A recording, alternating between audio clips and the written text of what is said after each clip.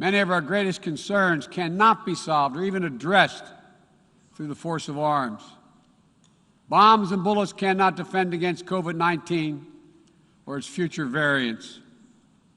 To fight this pandemic, we need a collective act of science and political will. We need to act now to get shots in arms as fast as possible and expand access to oxygen, tests, treatments to save lives around the world.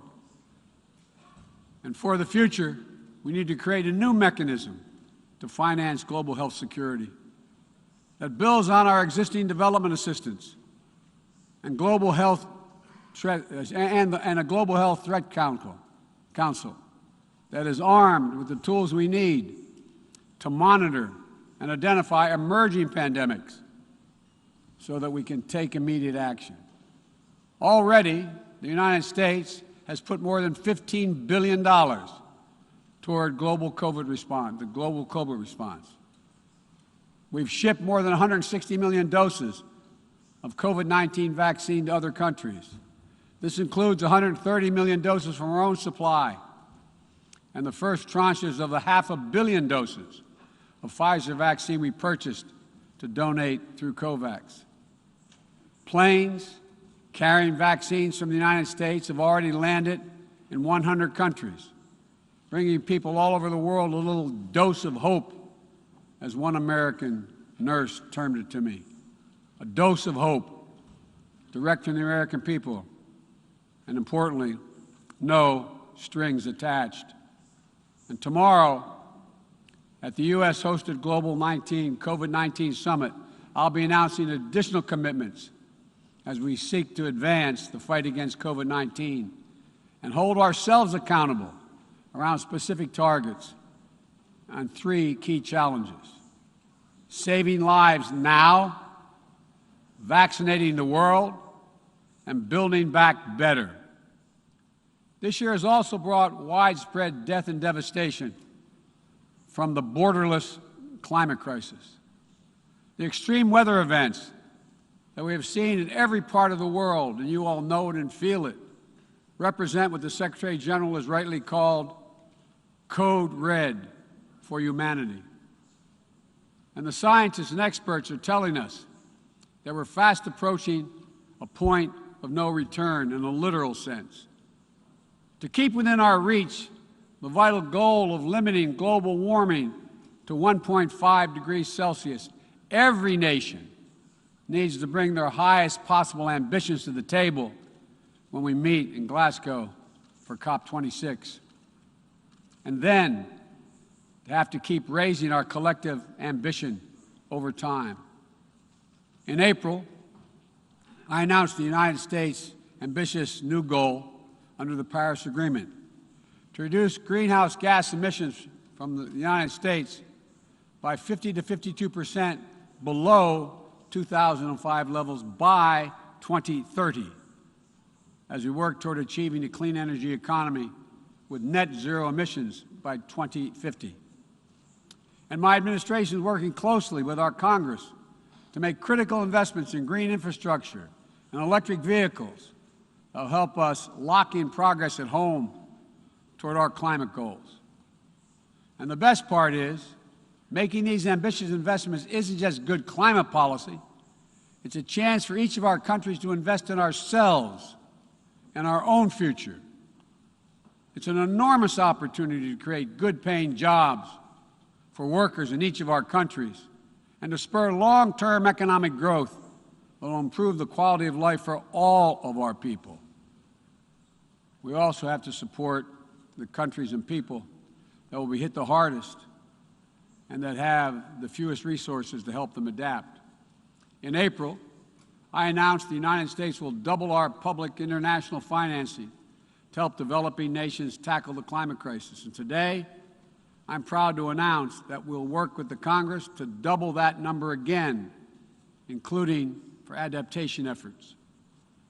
This will make the United States a leader in public climate finance, and with our added support, together with increased private capital and from other donors, we'll be able to meet the goal of mobilizing $100 billion to support climate action in developing nations.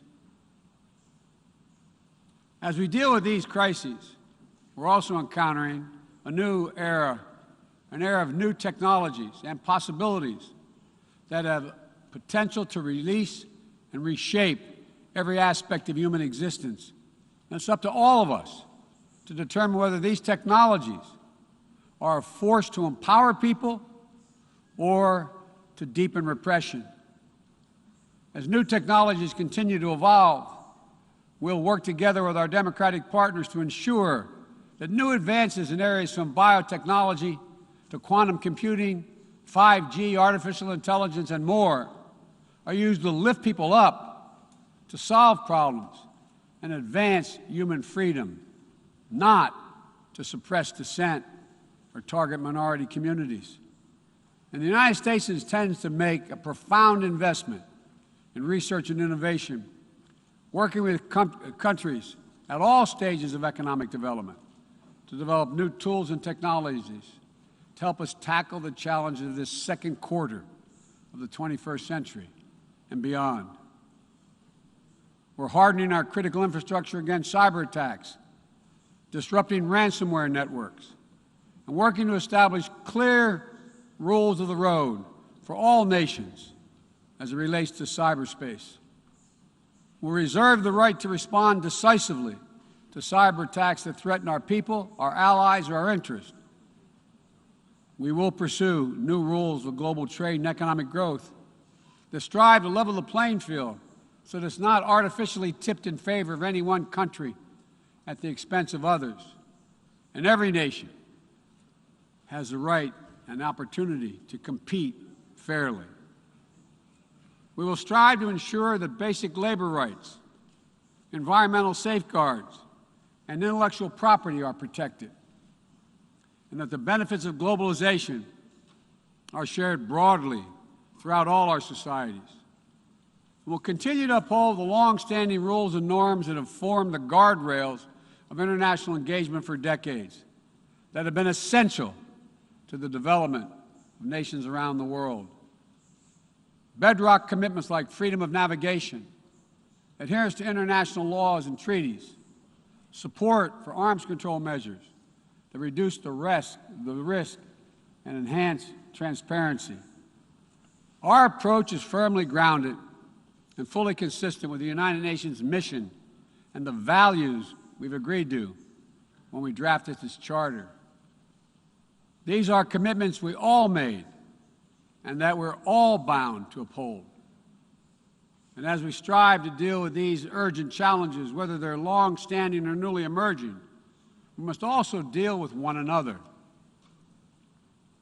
All of the major powers of the world have a duty, in my view, to carefully manage their relationships so they do not tip from responsible competition to conflict. The United States will compete and will compete vigorously and lead with our values and our strength.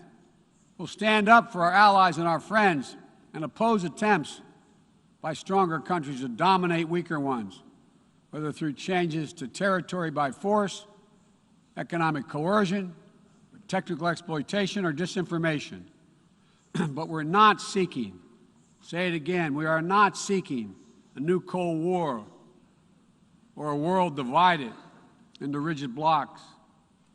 The United States is ready to work with any nation that steps up and pursues peaceful resolution to shared challenges, even if we have intense disagreements in other areas, because we'll all suffer the consequences of our failure if we do not come together to address the urgent threats like COVID-19 and climate change, or enduring threats like nuclear proliferation.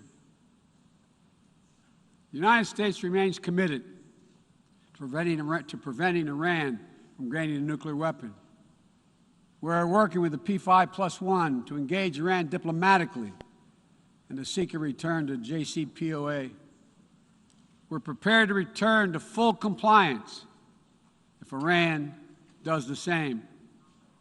Similarly, we seek serious and sustained diplomacy to pursue the complete denuclearization of the Korean Peninsula. We see concrete progress toward an available plan with tangible commitments that would increase stability on the peninsula and in the region, as well as improve the lives of the people in the Democratic People's Republic of Korea. We must also remain vigilant to the threat of terror that terrorism poses to all our nations, whether emanating from distant regions of the world or in our own backyards. We know the bitter sting of terrorism is real. We've almost all experienced it. Last month, we lost 13 American heroes and almost 200 innocent Afghan civilians in a heinous terrorist attack at the Kabul airport. Those who commit acts of terrorism against us will continue to find a determined enemy in the United States. The world today is not the world of 2001, though. And the United States is not the same country we were when we were attacked on 9/11 20 years ago.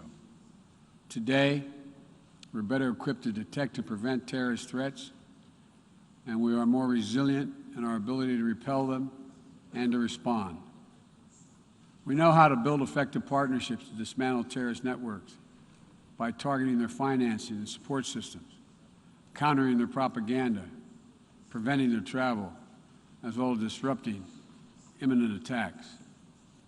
We'll meet terrorist threats that arise today and in the future with a full range of tools available to us, including working in cooperation with local partners so that we need not be so reliant on large-scale military deployments.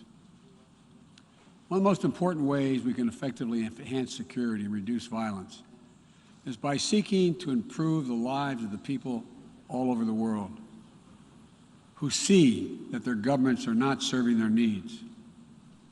Corruption fuels inequality, siphons off a nation's resources, spreads across borders, and generates human suffering, is nothing less than a national security threat in the 21st century.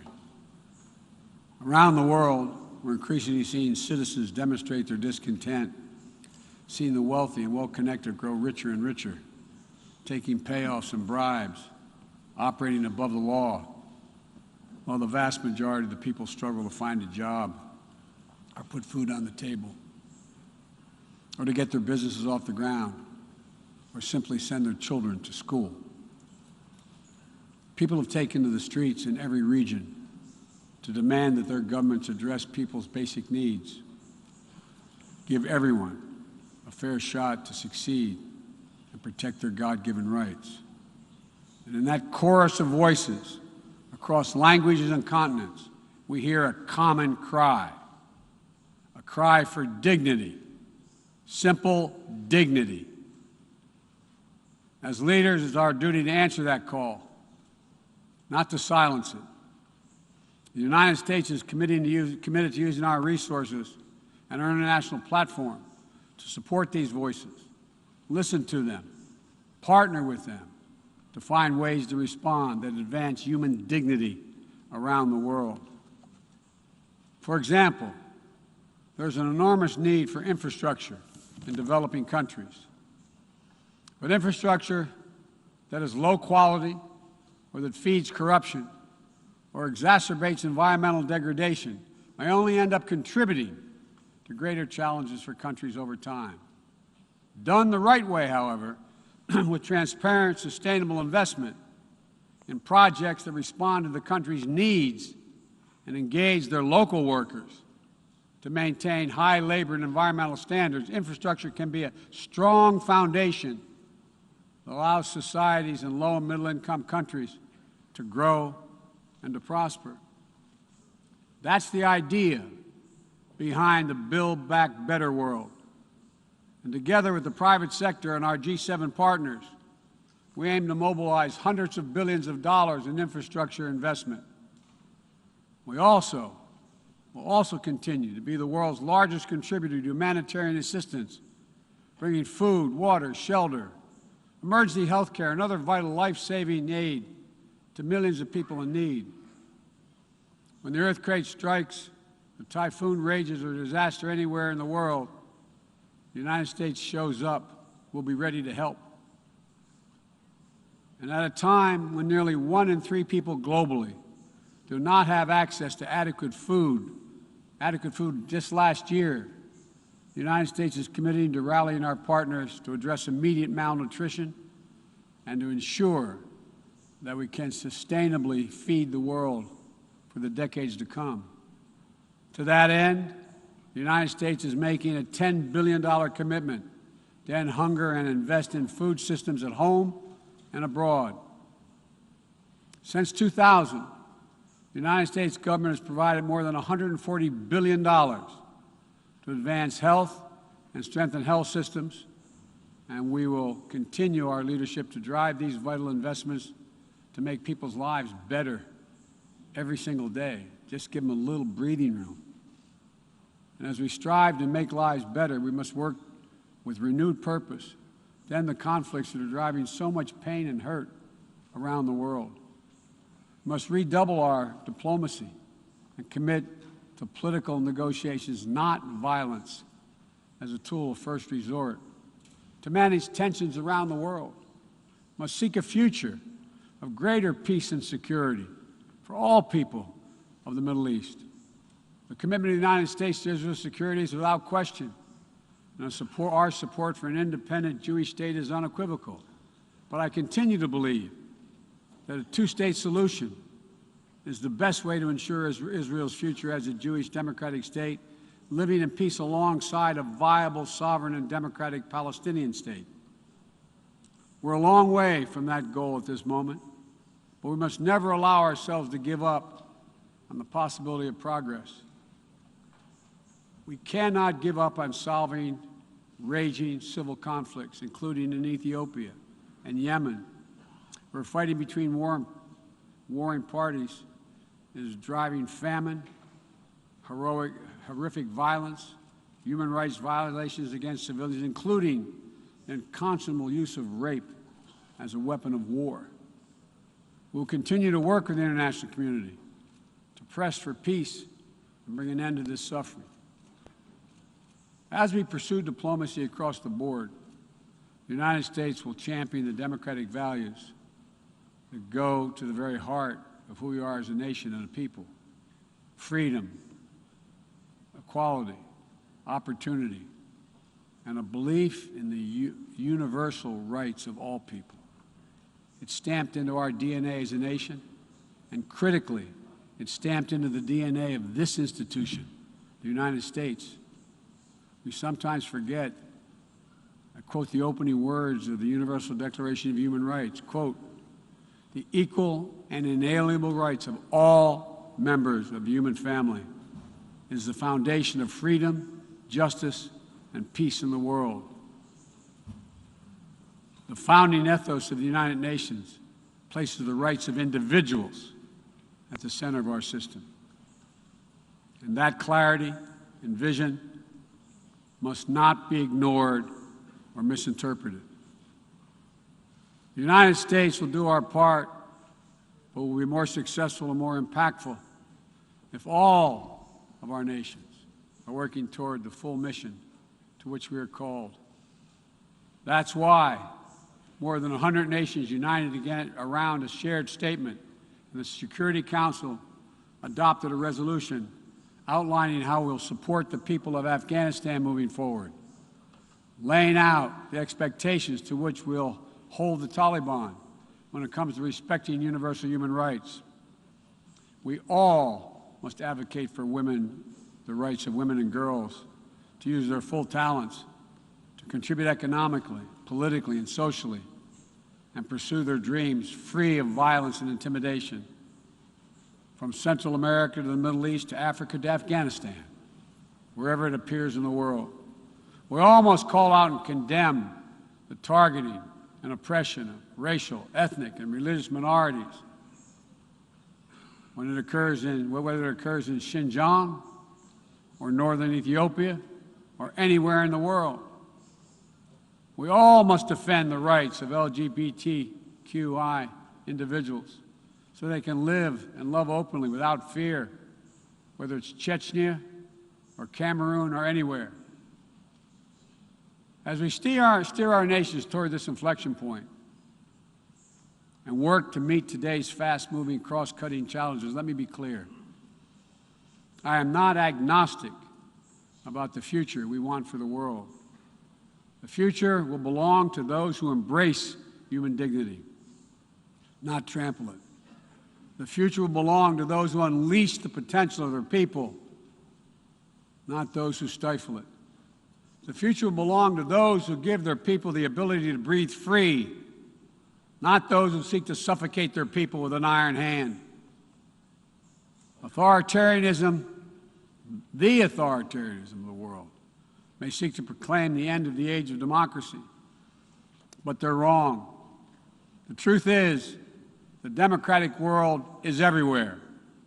It lives in the anti-corruption activists, the human rights defenders, the journalists, the peace protesters. On the front lines of this struggle in Belarus, Burma, Syria, Cuba, Venezuela, and everywhere in between. It lives in the brave women of Sudan who withstood violence and oppression to push a genocidal dictator from power and who keep working every day to defend their democratic progress. It lives in the proud Moldovans who helped deliver a landslide victory for the forces of democracy with a mandate to fight graft, to build a more inclusive economy. It lives in the young people of Zambia who harnessed the power of their vote for the first time, turning out in record numbers to denounce corruption and chart a new path for their country. And while no democracy is perfect, including the United States, we'll continue to struggle to live up to the highest ideals to heal our divisions. And we face down violence and insurrection. Democracy remains the best tool we have to unleash our full human potential. My fellow leaders, this is a moment where we must prove ourselves the equals of those who come before us, who with vision and values and determined faith in our collective future built our United Nations, broke the cycle of war and destruction, and laid the foundations for more than 7 decades of relative peace and growing global prosperity. Now, we must again come together to affirm the inherent humanity that unites us is much greater than any outward divisions or disagreements. We must choose to do more than we think we can do alone so that we'll accomplish what we must together. Ending this pandemic and making sure we're better prepared for the next one. Staving off climactic climate change and increasing our resilience to the impacts we already are seeing. Ensuring a future where technologies are a vital tool to solving human challenges and empowering human potential, not a source of greater strife and repression. These are the challenges that we will determine what the world looks like for our children and our grandchildren and what they'll inherit. We can only meet them by looking to the future. I stand here today for the first time in 20 years with the United States not at war. We've turned the page. All the unmatched strength, energy, and commitment, will, and resources of our nation are now fully and squarely focused on what's ahead of us, not what was behind. I know this. As we look ahead, we will lead. We will lead on all the greatest challenges of our time, from COVID to climate, peace and security, human dignity and human rights, but we will not go it alone. We will lead together with our allies and partners and in cooperation with all those who believe as we do that this is within our power to meet these challenges, to build a future that lifts all of our people and preserves this planet. But none of this is inevitable. It's a choice. And I can tell you where America stands. We will choose to build a better future. We, you and I, we have the will and capacity to make it better. Ladies and gentlemen, we cannot afford to waste any more time. Let's get to work. Let's make our better future now. We can do this. It's within our power and capacity. Thank you. God bless you all.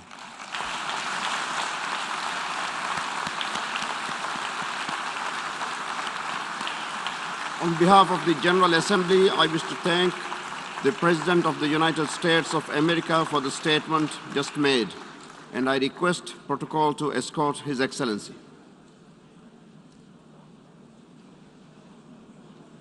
May I request representatives to remain seated while we suspend the meeting for 5 minutes before resuming to hear the next speaker.